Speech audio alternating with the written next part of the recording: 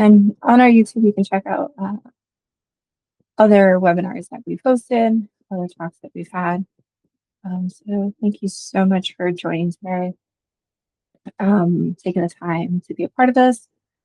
I'm very excited to share with the group and those that are watching an idea that has been with me for several years, and it's become one of my proudest creations. So interesting enough, it all really started when I got my first job in security when I was 9 years old. But I'll get to that in a bit. So a little bit about me. I've been in cybersecurity for over 12 years. I've started in incident response, navigated around application security, dived into supply chain security, where I found a passion for open source software. And now I do open source software as well as AI safety and security. I'm a Brazilian Jiu-Jitsu practitioner and instructor, and I've been doing this for about 8 years, where I started teaching kids as I did training myself and moved over into teaching women.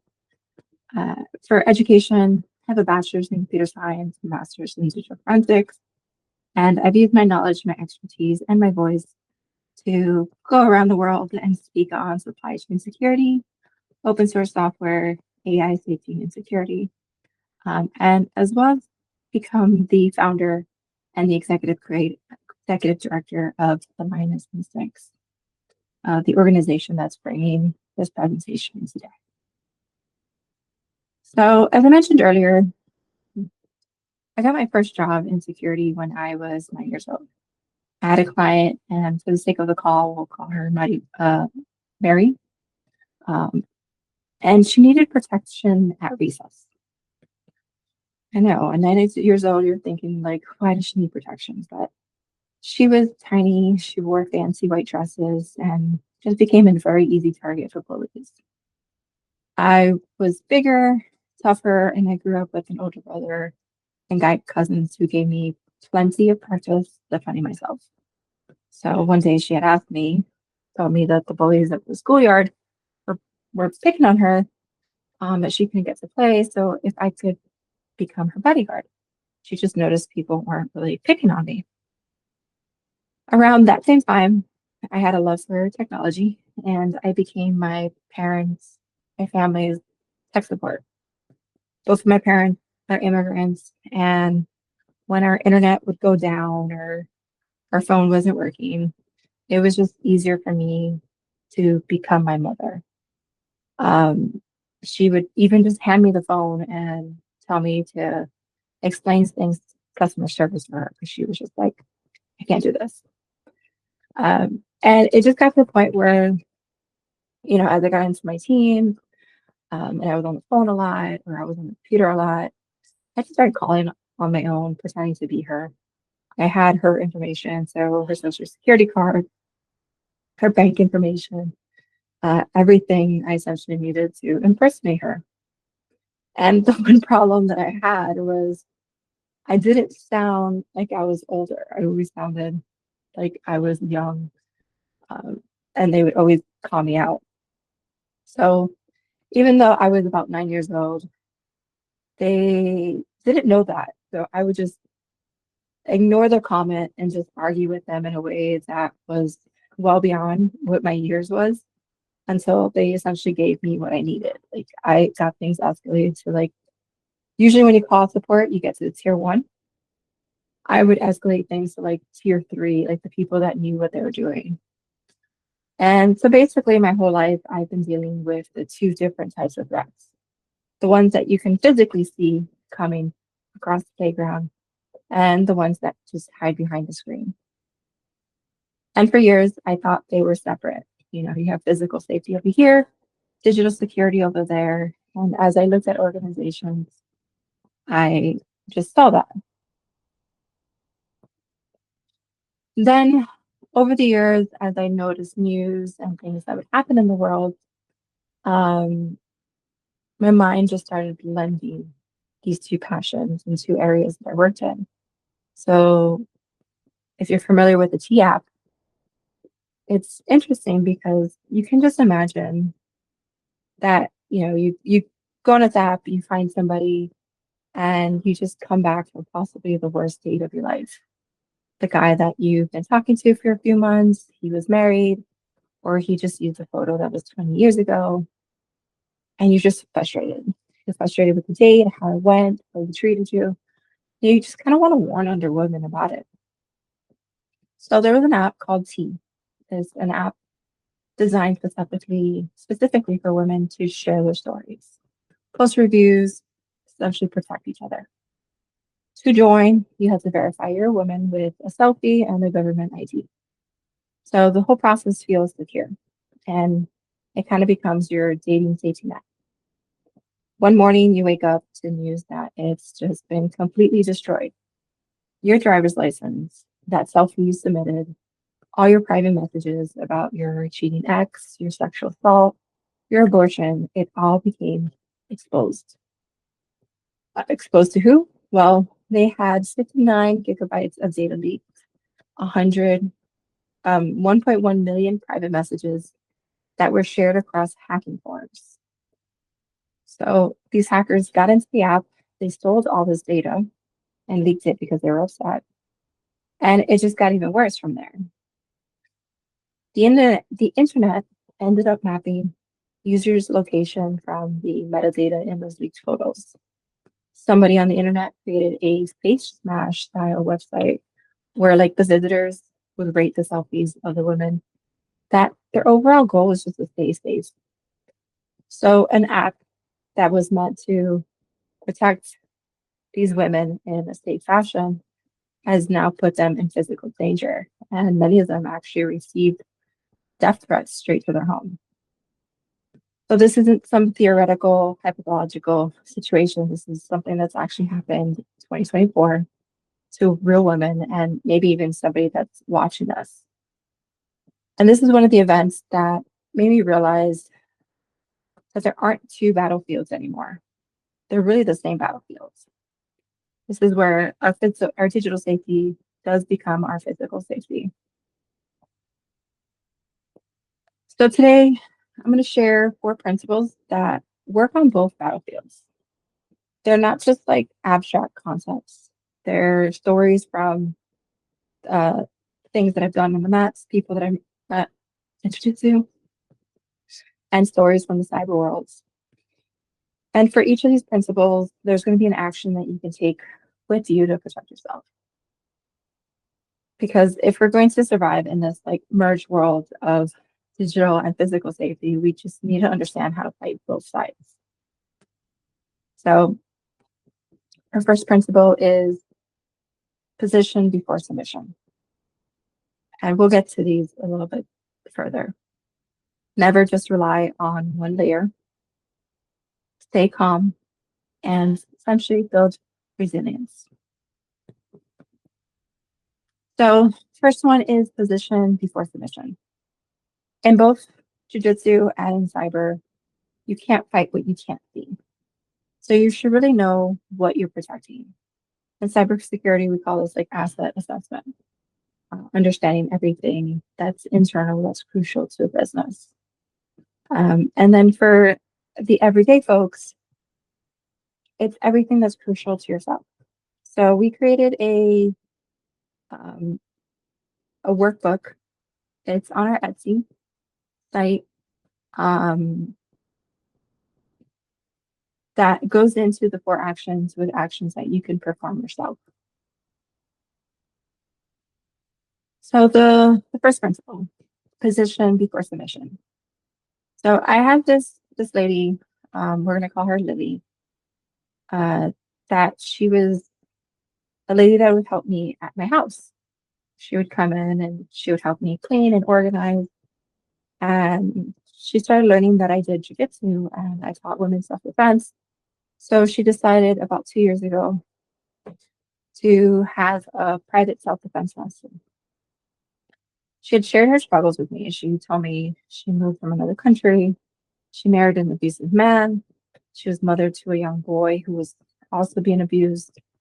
And she just feared for her son's safety as, you know, what can she do and how can she survive just being alive? She ended up documenting a lot of her bodily injuries after each attack, including those that are her son, and she started the process for divorce. One day she came to me and she was like, I think he's following me, tracking me, something. I'm kind of going crazy. And I told her, I go, you're not going crazy. We just need to see what's happening. So she told me her story. And essentially, he had questioned her where she went with like great distance great details from the distance she traveled daily on her way to her clients. She worked with different clients all throughout the east coast of South Florida. So Palm Beach, all the way down to Miami. She drove long distances, and somehow he knew.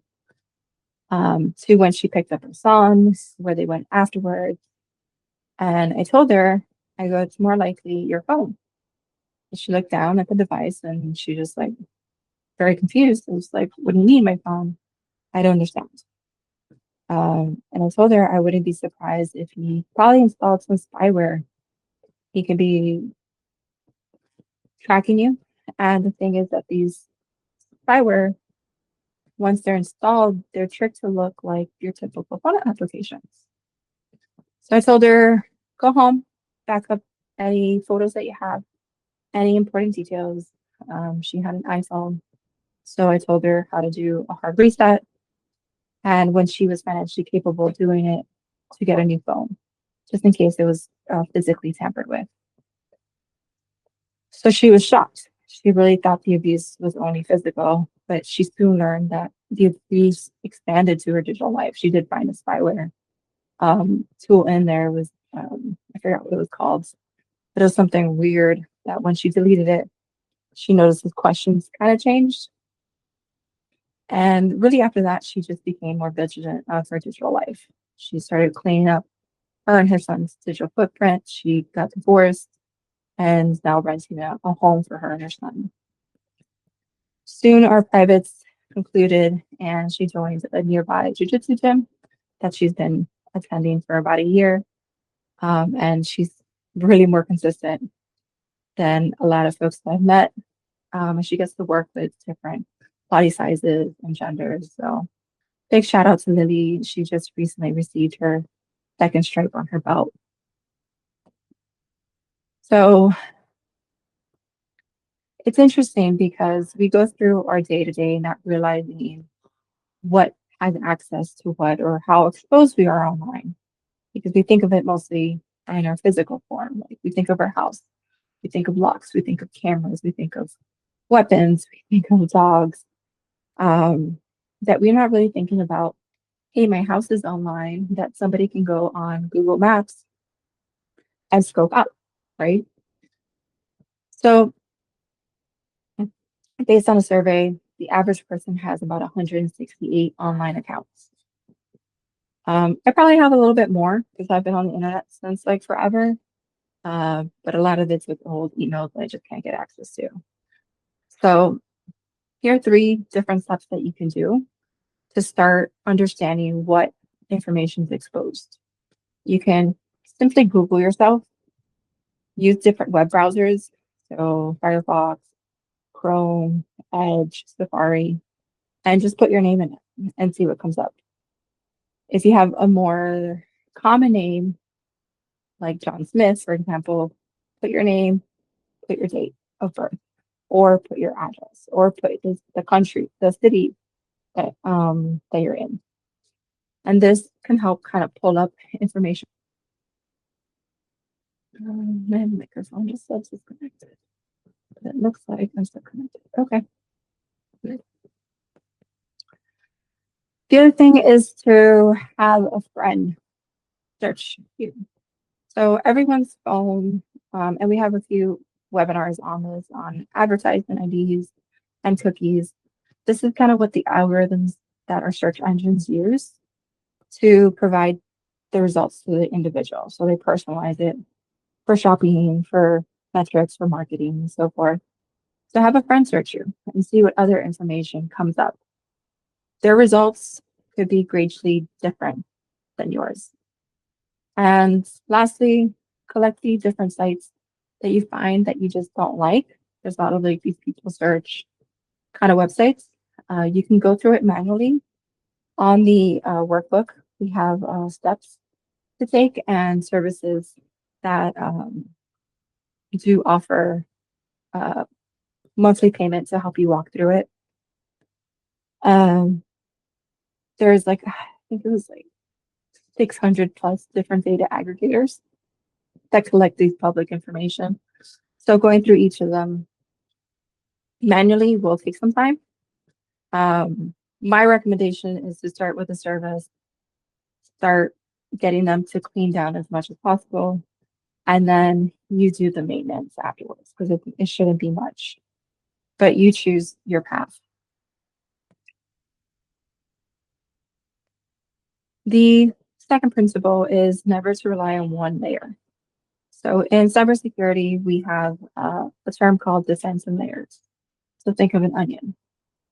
First, they have the physical boundaries, then they have um, the badging system. Then you have the receptionist. Then you have the security guards. Then you have the badge access elevators, right? And so if you're thinking of in a physical sense, trying to break into a building, you have these different layers that you have to get through in order to get to the top floor, for example. We think of that when it comes to our physical buildings and our homes and things like that. But are we considering that when somebody's in our physical space? In martial arts, we have something called the pocket. So this is the area that if somebody steps into, they're able to touch you or land a strike with a very big force. So when we think about our layers in a martial arts aspect, we think about it from somebody outside the pocket, somebody in the pocket, and somebody deep into the pocket, which is outside the pocket, you guys can extend hands, right? And you won't touch each other, or you extend feet and you don't touch each other. In the pocket means my feet or hand can touch you. And then deep in the pocket means I can essentially hug you. So you got to think about like as the layers start breaking down in a physical aspect or in your cybersecurity space, do you have something else to defend yourself? So to relate to this principle, it was interesting because I started my career in 2011-ish, and I was working these like evening shifts, so like 2 p.m. to 12 a.m. as an incident response analyst. I was by myself. So at 10 p.m., I was really excited for only having like 2 hours left so I can go home. But an alert ended up firing.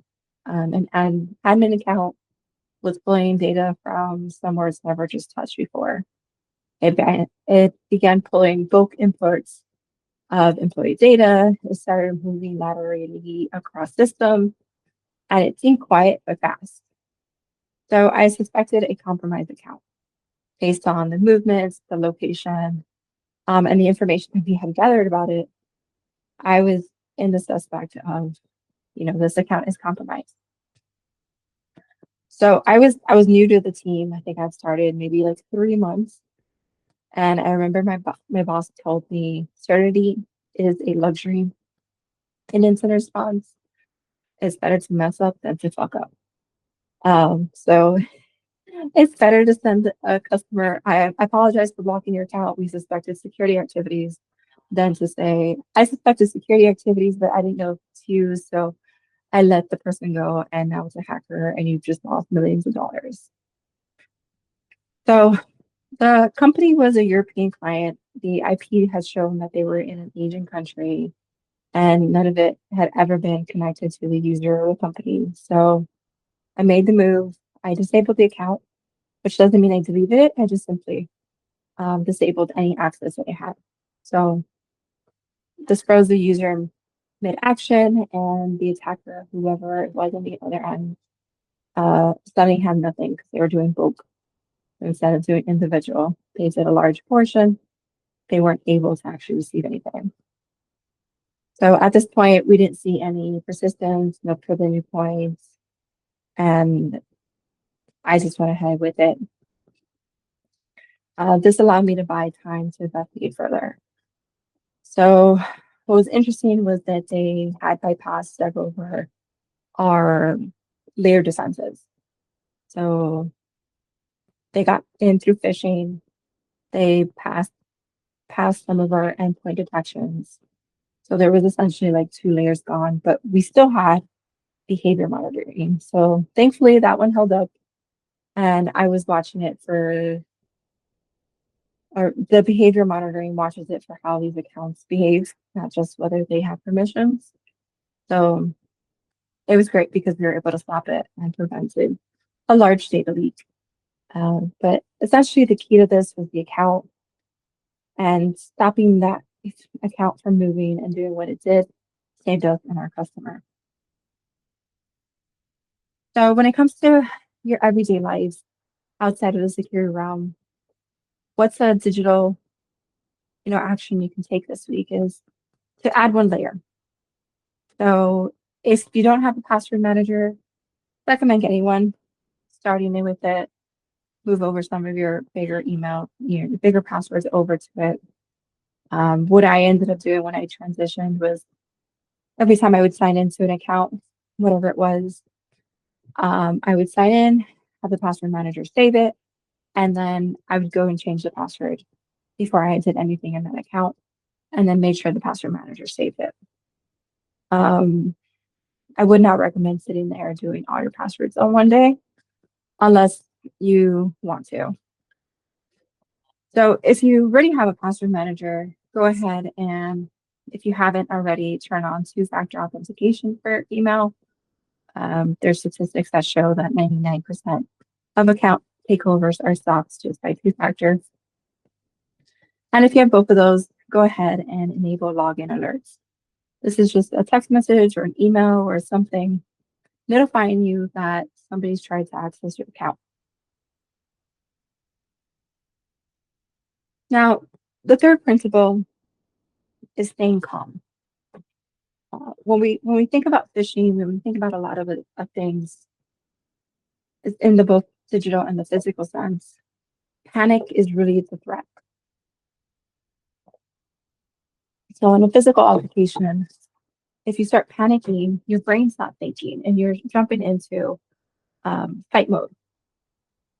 You're jumping into that fight or flight mode, and you might not have that clear mind to think about what you're going to do.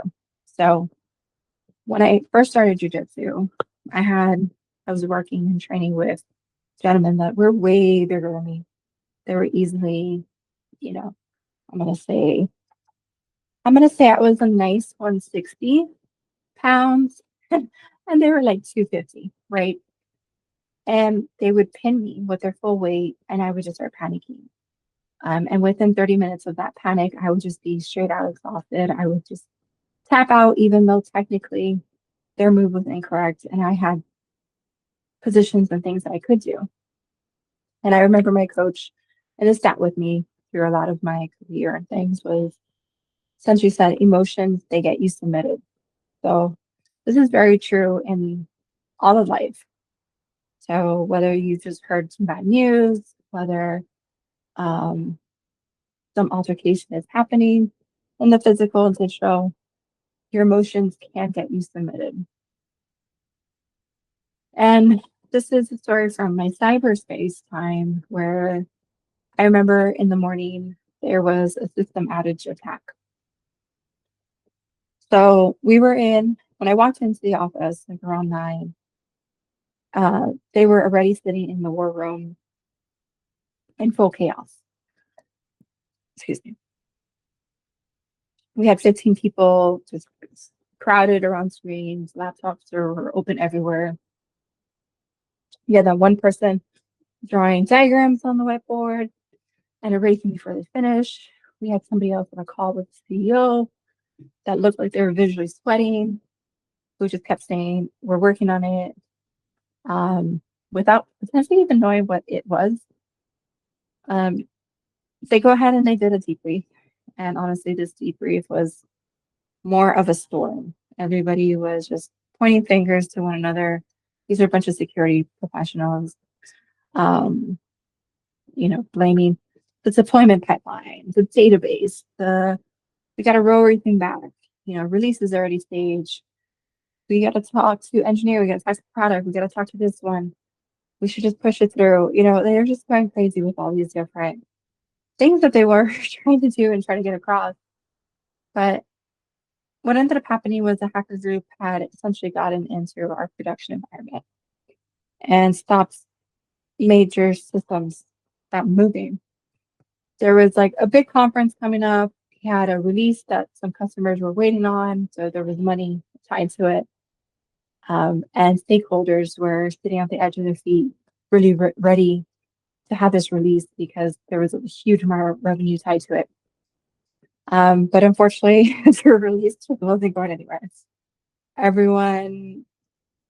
So every minute that it stayed down, there just like the pressure in the room had climbed. And I'm sure there's been some times where you've just felt that in a room, the tension just keeps growing because of all the emotion, the dread, and the fear that folks are running on. So I like to call these rooms a room of headless chickens just running about. Nothing's really happening. Everyone's just running space, and it's freaking out. So this, as I mentioned, this was like at 9 o'clock in the morning, and I had just walked in from training Jiu-Jitsu in the morning. Honestly, I was tired. I had nothing left in the tank. I was just ready to sit down, eat some breakfast, and get started on what I had planned for the day. But in that morning, you would usually train around 6 in the morning. I would train, so about 7:30, I'll go shower and then get ready for work. That morning I was pinned, choked, and we would just get into positions reset over and over again. These were all people that like outweighed me, they all ranked me. One guy was a wrestling champion in high school who weighed over 300 pounds. I had a police officer in the group. We had the gym's 16-year-old Jiu-Jitsu champion prodigy, and a few others. So physically, I was at 0. So everyone's running around, and I just sat down. I was like, I'm done. I'm going to sit down. And I was just there calm. I was just sitting there calm, watching the chickens run headlessly about. And I remember somebody looking at me and they're like, Yesenia, how can you be so calm? Like, we have all this going on. Do you not care? Da, da, da. And I just looked at them and I'm like, I'm tired. Can we all just take a break, take a moment, take a breath, and figure out what we're dealing with? So after they got off the call, they gave everybody some time. We took a moment, 10 minutes, walk through with everybody sitting quietly. The one incident response individual walked through what actually happened. And with that, we were able to actually determine that it was a developer that had unknowingly added some malicious software into our build system. But because we stayed calm and not yelled at a bunch of people, we were able to work with the engineering team. We got the release isolated, overviewed the infection, protected the backups, and we went back to a previous version and recovered. So roughly about 36 hours later, we were operational and able to release the product. And that we just sat with me because that was the day I used to call those war rooms like headless chickens. So with principle 3, the one thing that I usually think about is it relates to food as well, but the 5-second rule. So, back in the day for me, if the food fell on the floor, they're like, it's the 5-second rule, you can eat it. And now I think about this when a threat comes up. This could be more related to phishing, phishing attempts, or these scams that happen. So a lot of times we get these messages that come in urgent. What I usually recommend is to breathe, count to 5, and ask yourself, am I being pushed to act before I can even think?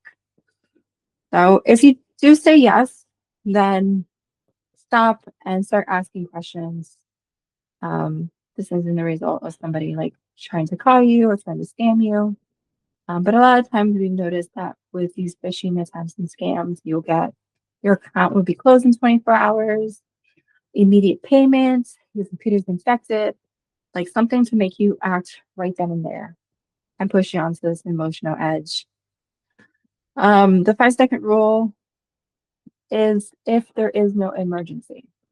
So if we're thinking about in a physical sense, if someone's in your deep pocket, you don't have 5 seconds. Those 5 seconds were minutes ago when they were outside your pocket. So think about that 5-second rule and the situation. You know, the 5-second rule is at the beginning of the threat, not towards the end of the threat.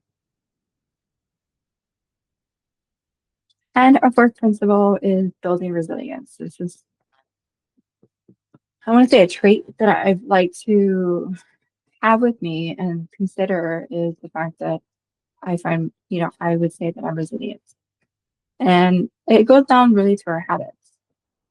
So I wouldn't say that I'm naturally good at jiu-jitsu, that I'm particularly strong or athletic, but I have shown up when I was competing, when I was more focused and prioritizing jiu-jitsu. I would show up 4 to 5 times a week. I would drill. I would practice the same escapes over and over again, hundreds of times, just getting into that position to build that habit. The resiliency really comes from those habits, building that instinct, which is where our organization names come from, is the instincts that we build through these habits that we create for ourselves to protect ourselves in these spaces. So my last story, or our last principle, was really interesting because I had a friend who was like a brilliant software engineer. He had been coding since he was 12. He's built systems that process like millions of transactions and just, hella smart. Like this man can build anything. And was really the head I would lean on a lot during my career. But I remember he had gotten phished. It was a fake login page for a major organization. It looked perfect. It had looked like it was the right domain, the right design. Everything, fit well, right? That's something that they do. They'll change some of the characters to other characters that really blend in, that if you don't look close enough, they'll essentially trick you mentally. Like your brain will see an A, but it's not really an A. So he had been working about 14 hours straight, just working on trying to fix a critical bug before a deadline that he had. That night, he had got an email about a security alert on his account. And during this time, the mailing services, Google, Hotmail, and such, didn't really have a lot of good filtering for spam, so it would go straight to your account. So he got this email, he clicked it, he entered his password, and he did like a reset, and he was like, okay, well, I gotta get back. Because weirdly enough, they sent him an email with the account that he was working on. And unfortunately, they were in, just like that. They had gotten into his email, they sent messages to his contacts, like asking for the money. They accessed his bank account, found personal information within his email, and started using his email address to reset passwords on like these bank accounts and different accounts, essentially. And within 2 hours, they kind of moved through a majority of his digital life. So when he told me the story, he was just absolutely devastated. He's like, how did I fall for that? Like, I know better. I literally build security systems for a living. And when he told me the story, I had told him, you essentially fell for it because you were tired and stressed. You hadn't built the habit of taking that moment and breathing and checking. So phishing and these security scams, he knew intellectually, but his body didn't, which is interesting. I've fallen for scams as well because I was in that panic mode of just like moving and not thinking. So in moments of stress and fatigue, your body just kind of takes over. In his case, he just didn't have the habit of checking URLs and verifying them, or really checking to make sure that it is the correct URL, or validating the login page. So he was exhausted and he just entered his credentials and essentially was phished and got access to his account. So actions that you can take this week when it comes to principle 4 is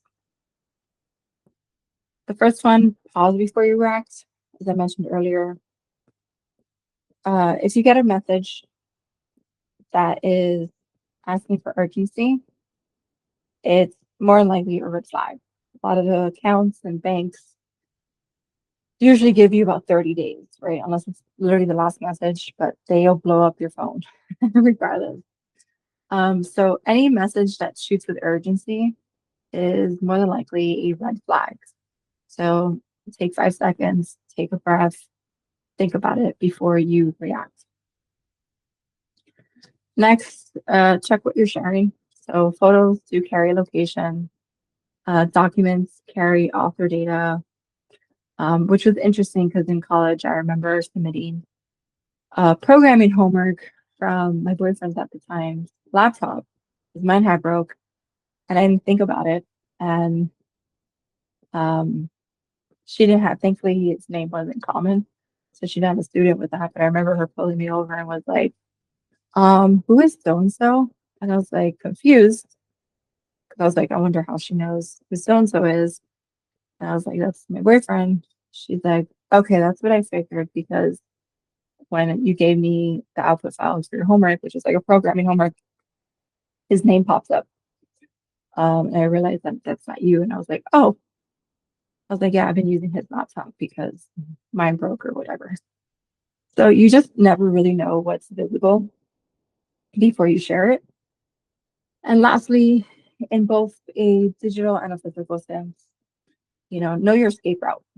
So make sure you back up what matters, those photos of your dogs, your kids, and such, tax documents, whatever it is that you might have.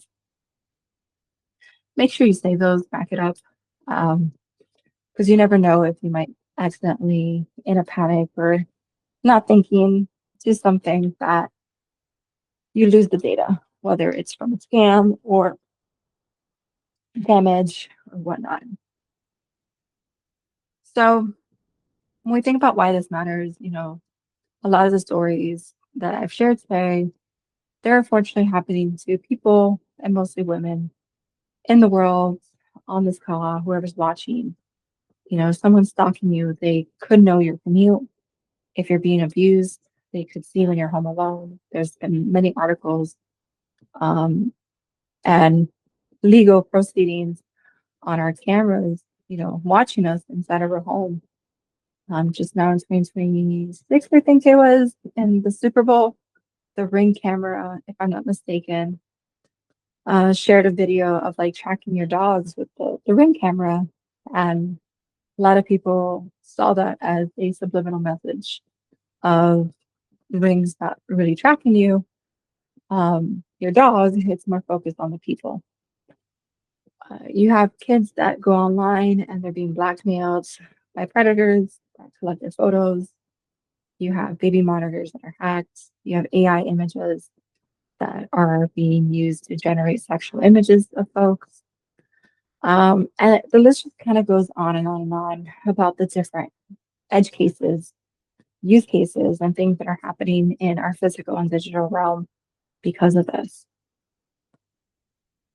So that's kind of one of the reasons why I built the Lioness Instincts. I built it because I couldn't find it anywhere else. Resources and organizations, they either focused on the physical danger or the digital ones. There was never really a space that had something that's thinking about both of them. Seeing the same threat of physical abuse in both our digital and our physical space. Because unfortunately, there are threats that wear the two faces. You can have abusers that are stalking you online and abusing you in person, financially, and all this stuff. So We are on a mission to arm 1 million women with the physical and digital tools to fight back, stay safe, and lead with confidence. You can find a lot of our resources on our YouTube channel, on our website, LinkedIn, Instagram. Um, and this really helps promote a lot of the mission and goal that we have for safety education. So we truly believe that safety education should be free. Any support that comes for this makes that possible. We offer free uh, weekly women jiu-jitsu self-defense workshops where we focus our teaching on self-defense through the arts of Brazilian jiu-jitsu and some other martial arts. We have digital privacy resources and safety guides. We do public programming at no cost to attendees, and we want to make sure that this reaches women who need it the most. So right now, for example, we're doing a donation campaign to help raise funds to send women to a jiu-jitsu competition to help create that space for women to practice the sport that they love. We also provide, as I mentioned, our workshops and raise funds to get these kind of programs into spaces like universities and women's shelters. So we do have our digital safety workbook on Etsy, and the purchases on our Etsy site help to make uh, the, the funds of this does support our free safety programming for women. So with that, I want to thank you for your time. And you know how to lock your front door. Now you should know a little bit more on how to lock your accounts. Back in the day, we teach our kids stranger danger, but we don't teach them to share about sharing information online. I know that's kind of catching up nowadays. Um, but the tools, the principles are the same. So remember to get your defenses up, and these are 4 actions that you can do today to help protect yourself in both realms. Thank you so much.